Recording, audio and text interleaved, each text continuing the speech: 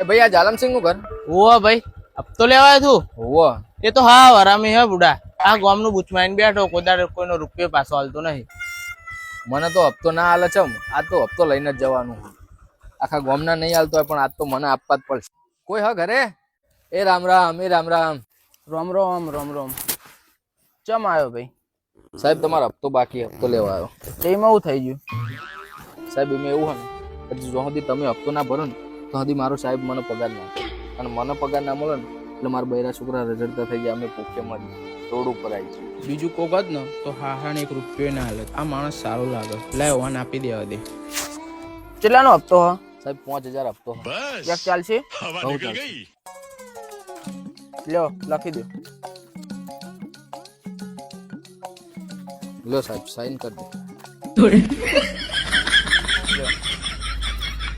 એમ થોડા ફાઇનાન્સ કંપનીમાં લાગ્યા હશે, પૈસા કઢાવતા સારી રીતે આવડે.